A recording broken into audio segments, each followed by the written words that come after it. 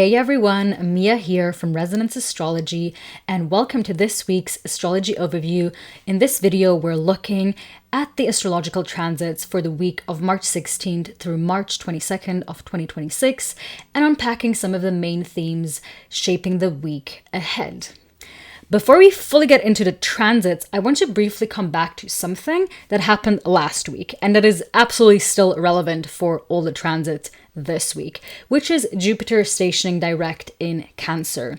And a lot of people think of stations as this one moment where the planet suddenly turns around and immediately starts moving forward again. But in reality, the station is a phase. It's not just a point in time. You have to imagine it basically like this. I'm going to try to give you a visual with my hands right now. So planet is going direct, and then it's slowing down, and then it moves retrograde, fast, and then it stations again and slowly starts gaining momentum again. So when planet stations, it really slows down almost to stillness and then gradually begins to pick speed back up again. So when Jupiter stationed direct last week, the forward momentum of Jupiter is actually only just beginning to build again right now. And because Jupiter is exalted in the sign of Cancer, which means that Jupiter is in a dignified position, it's where Jupiter does its best, I think the metaphor of birth is actually very fitting here. And this can be applied to you even if you didn't have any sort of real or actual birth story in your life. I'm sure some of you did, but for a lot of us, it has been a metaphorical birthing process. And when Jupiter first entered the sign of Cancer, this was the seeding phase, the insemination phase, if you will, so the conception. Something was planted inside our cosmic metaphorical womb. And when Jupiter later stationed retrograde, that was more like the pregnancy phase, the gestation phase, tending to something that was developing beneath the surface. You can't fully see it yet, but it's here. It's growing inside our stomach, so to say. And now that Jupiter has stationed direct again, we are entering the birthing phase. So something that has been developing internally now is beginning to emerge into the world in a very tangible way, like a metaphorical baby, essentially. And however, Jupiter is still moving through its post-shadow period, meaning it's still traveling through the degrees that it has already covered before. So this phase almost feels like tending to the newborn. So like the station direct is the birth, and now the post-shadow period is like really tending to that newborn child. So, and it's just been born, so obviously it still requires care and nourishment and attention. And only once Jupiter moves beyond this degree point where it's stationed retrograde, we will enter a completely new territory. It's the moment where the child, metaphorically speaking again, begins to develop its own life and autonomy, and the dream or whatever was like planted inside of us, like the seed, we let go of it. Because ideas need time, right? And then we birth it out, and eventually, and every artists know this, is you have to let the idea become the thing. Like eventually, let's take the example of being a book author. You get the idea, then it simmers a while, then you actually do the process of writing that book, then it gets published, and in this phase, once it gets published, it's really you releasing that baby out into the world. And now it's what the world does with it. It doesn't fully belong to you anymore. It's been gifted to the world. And and this is going to be the last phase of that Jupiter cycle before Jupiter then moves into the Leo. So the question right now is not necessarily like what new things are starting, but rather what has recently been born that now requires our care and attention. And again, this theme actually is very beautifully tied into the Pisces New Moon that is happening later on this week, because Pisces often represents the unseen forces that shape what eventually becomes visible. And of course, because Jupiter is the ruler of this Pisces New Moon as well. And we can basically pretty much talk about Tuesday, because on Monday, it's relatively quiet. There aren't any major astrological transits going on. Like, yes, the moon is always doing a few things, but I only really mention moon transits if they're like extremely relevant, because the moon travels fast, so it's impossible to cover every single small thing the moon is doing throughout all the days. So let's talk about Tuesday, because then the moon enters the sign of Pisces and Mercury retrograde conjoins the North Node. So again, this is a sign where the new moon is going to take place a bit later on in this week. And at the same time, we also have Mercury retrograde conjoining the North Node in the sign of Pisces. And Mercury is still relatively close to Mars here as well. They're still all... It's the triplets right now. They're still all very close together. And Mercury in Pisces is in its fall. So it's basically the opposite of Jupiter. Like if Jupiter does very well in the sign of Cancer, is in a dignified throne-like position, then Mercury in Pisces basically is the opposite. It's just Mercury doesn't excel in the sign of Pisces. It doesn't do well in the sign of Pisces. It doesn't function in its usual analytical or logical way here. Instead, Mercury communicates through symbolism, through dreams, through emotions and intuition, and it's Mercury in Pisces tends to be very cryptic. And because Mercury is retrograde, this can amplify things like nostalgia, like vivid dreams and subconscious insight, and a lot of synchronicities and symbolic messages. But at the same time, when it's conjunct the North Node, because the North Node tends to just amplify things, tends to increase things, it can also create a tendency towards fantasy loops or projection. So this is a time where many people might notice their inner world becoming very active. If it already hasn't started last week, I feel like this is a process that already started last week with Mars conjoining that North Node and Mars-Mercury conjunction. So I feel like a lot of people, me including, by the way, have been having lots of vivid dreams, lots of imaginative thinking, lots of ideas and narratives forming. Definitely, I have been laying in my bed and I just couldn't stop thinking. And it wasn't necessarily rumination or like negative thought loops. It was really just my imagination was fully packed with ideas. And I really was like, okay, either I'm going to take out my phone now and I'm going to write things down, or or I'm just going to let this keep me awake as long as possible. So if this has been you, you're not alone. You're not alone.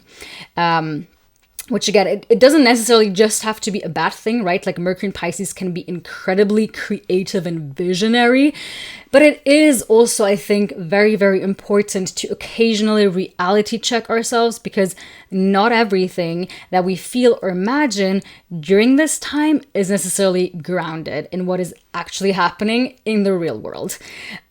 This is like the icky waters of Mercury in Pisces. It's what is actually real and what is just fantasy and imagination. And this is a lot of what this Mercury retrograde in and of itself has really been about.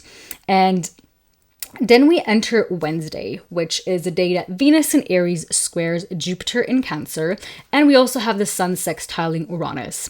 So let's talk first about Venus in Aries squaring Jupiter in Cancer, because I think this is much more major than Sun sextile Uranus. We've already experienced Sun sextile Uranus for the last 7 years. But Venus in Aries squaring Jupiter in Cancer is pretty interesting because it creates a cardinal square between two benefic planets, right? Jupiter and... Excuse me, my headphones almost fell off.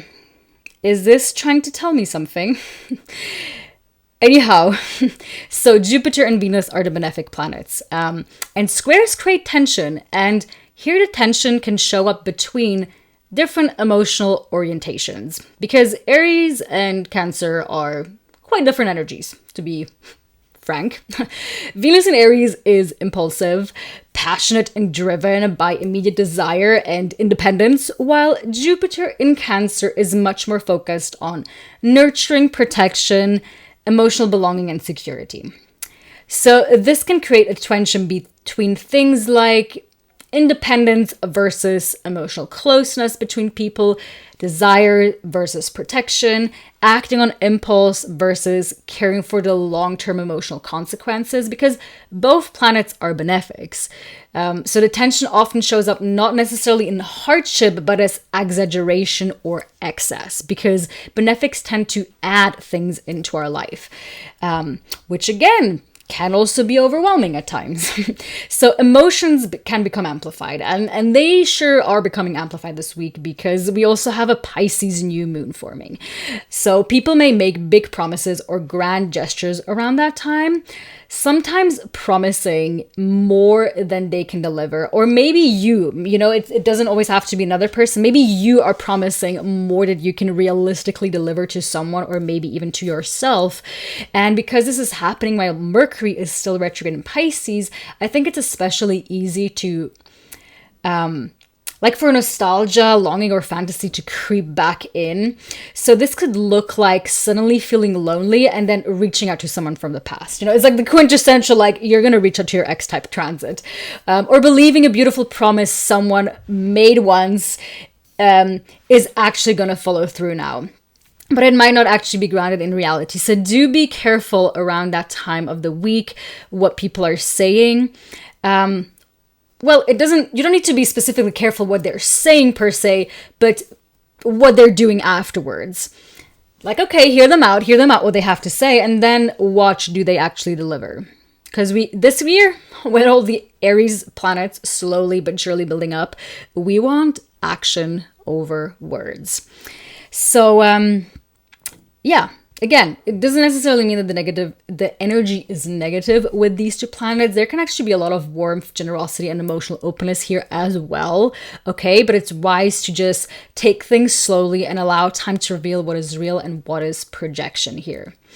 Also on Wednesday, the Sun in Pisces sextiles Uranus in Taurus, right? So this is a supportive aspect that can bring sudden insights, creative breakthroughs, or shifts in perspective. Sometimes Uranus aspects work like lightning flashes, and suddenly something makes more sense in a new way. And I can definitely see that also playing a force here, right? But I feel like with Venus and Jupiter, it can create this thing where, let's just imagine you're on the first date and everything is just like a bit too good to be true, and it adds that Uranian moment with the sun, right? Where everything just looks amazingly well on paper, but later on is like, okay, but they were just dressed very well and spoke very well. There isn't actually any substance behind this. So if you're going on a date Wednesday, do watch out for that. Do watch out for that. It doesn't also just have to be a date. It can be like a job offer, like the job offer is just a bit too good to be true. And later on, it's like the fine print. It's not actually fully that what you thought it was. Then Wednesday to Thursday night, we also have that Pisces new moon. And like it depends a bit where you live, right? But we can surely say it's from the night of Wednesday till Thursday. And Pisces is the final sign of the zodiac, right? So symbolically, this new moon takes place at the very end of the cycle, which doesn't always happen, but this time around it's happening very late in the Pisces season. And Pisces relates to imagination, to surrender, to dreams and invisible forces shaping our lives. The symbol for Pisces are the two fishes swimming in opposing directions, going round and round and round and round. And they're also symbolically representative of the realm of karma, which is said to be without beginning or without end. And because Mercury is still retrograde, again, nearby this new moon, may feel less like launching something new externally and more like reconfiguring an inner vision. Especially now with the fact that Jupiter just stationed retrograde and is now beginning to speed up this week. So I think this new moon really invites us to reflect on what dreams are living inside of us that are still alive. I think with this Mercury retrograde, a lot of us have actually realized what dreams are still living inside of us and what stories we are telling ourselves or have been telling ourselves, and what visions are beginning to form beneath the surface. Yes, there's probably going to be a longer video on this Pisces new moon coming up this week, so stay tuned for that. Then we enter Friday, which is a day that the sun enters into the sign of Aries, and we begin the astrological new year. And Mercury also stations direct at that day. So yippee yay. Friday is a major turning point because, yeah, it's the beginning of the astrological new year. And Aries represents ignition. It's that fire spark that I always like the image of the firecracker. It's an emergence. It's courage. It's the spark of a new life. But I do think this year, Aries season begins in a very interesting context because, so we have Mars, the ruler of Aries, still in the sign of Pisces. So the full momentum of Aries energy has not yet fully accelerated. Even though we have Saturn, Neptune, and Venus in the sign of Aries, and by Friday we're also going to have the sun in the sign of Aries. We are still, like, yes, we're beginning a new cycle. The new world map has been unlocked, but we are still standing in a kind of liminal threshold between worlds. Because the ruler of everything that is currently in Aries, Mars, is still in the sign of Pisces. And obviously, right, Mercury stationing direct in Pisces that day as well definitely brings a gradual process of clarity returning after a retrograde period. However, just with like the Jupiter's station, right, Mercury also still has to pick up speed. And so we still have Mercury and Mars in the sign of Pisces. And until they have entered Aries, and especially Mars, which will be April 9th, we're going to see a whole new world, right? I often made this metaphor of unlocking a new world map, and right now we have totally unlocked it, and it's almost as if right now we're waiting for all the players to arrive until we can launch as a team, right? It's like we're still waiting for Mercury and we're still waiting for Mars. And what's also interesting here is that shortly after the Pisces new moon happens, the moon moves into Aries, which means we are actually beginning the astrological new year with the moon in Aries as well. But the new moon in Aries isn't really going to happen until, well, late Aries season as well, like mid-April. And I would really say that until that Aries new moon hasn't happened yet, as well, we haven't fully gotten, you know, like in a race where they shoot the pistol and now it's a go. Like, until that Aries new moon, I don't think the pistol shot has fully yet been shot. And right now, I think a lot of us are still underestimating the speed that is coming ahead of us in April. With all the planets moving into Aries and an Aries stellium forming, and also Uranus finally for good moving into the sign of Gemini. But I don't want to get too much ahead of me in this weekly overview because it doesn't do us any good to future trip too hard, but I do think it's important to mention the fact that April is going to be a month fully packed with Arian energy. And yes, energetically, collectively, we are beginning to move and lean towards initiative, courage, and action. Like, if you have been feeling stuck now a bit with the Mercury retrograde and everything, like, be sure that it come April, mid-April especially, once that new moon happens, there's all of a sudden, there's just going to be an inner spark and drive to actually get things done. Right now, there still needs a lot of Let me reframe that because I'm saying it in a very weird way right now.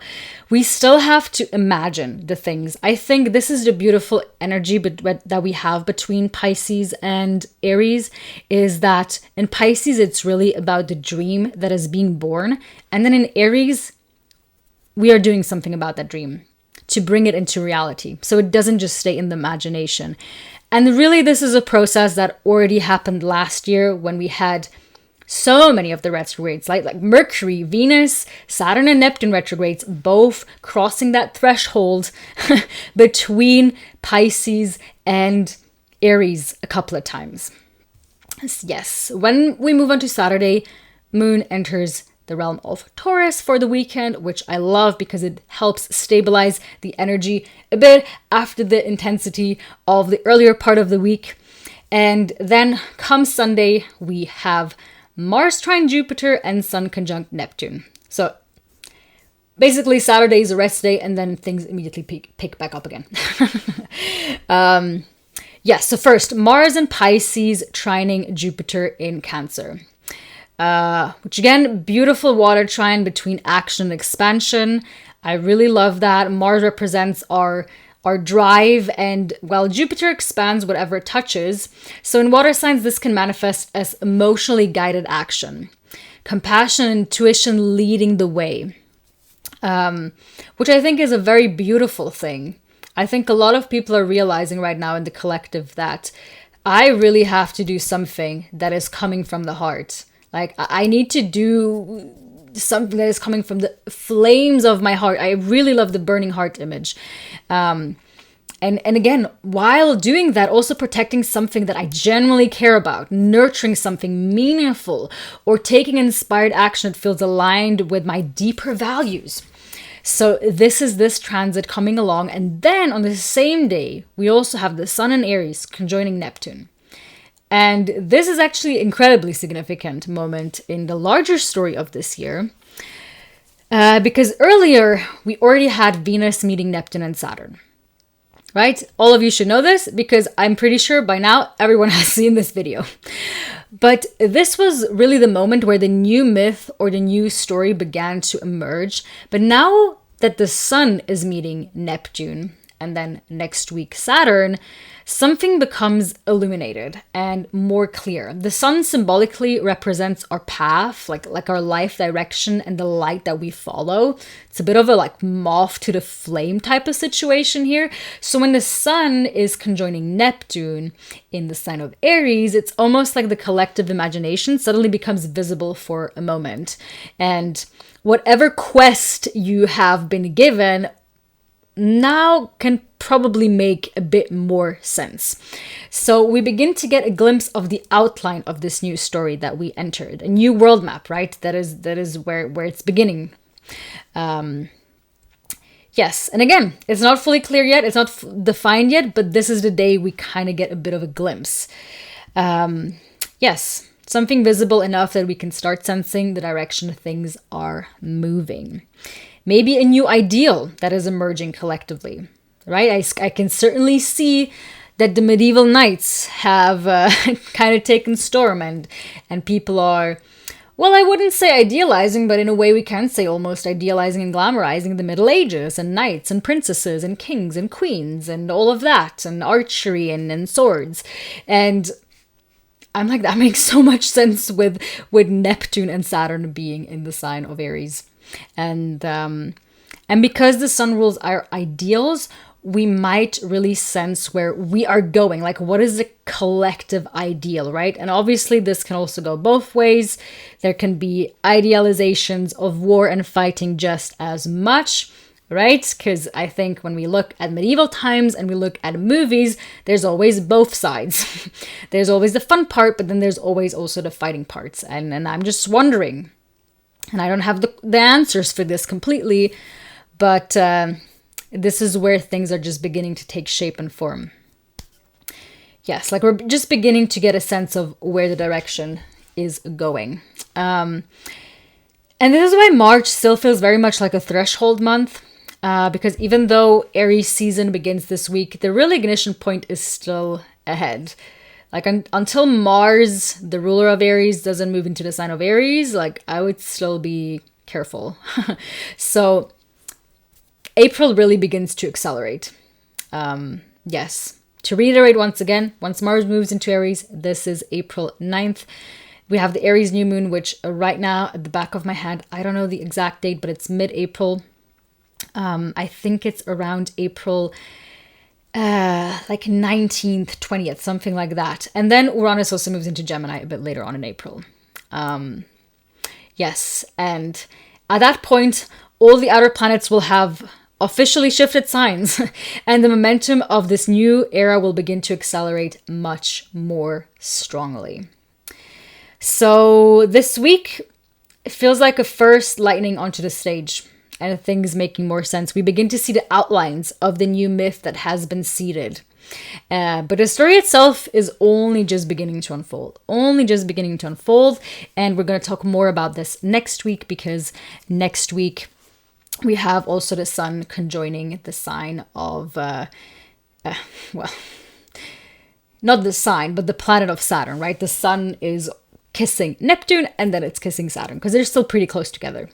And we also, because Mercury is stationed direct by that time, Mercury is again hovering over that north node. So this theme, basically all the themes that are present this week are continuing next week. So we're going to talk a bit more about that next week in a different way, in a different flavor, because nothing ever stays the same or nothing ever gets boring in the cosmos. The planets are always moving. There's always something going on.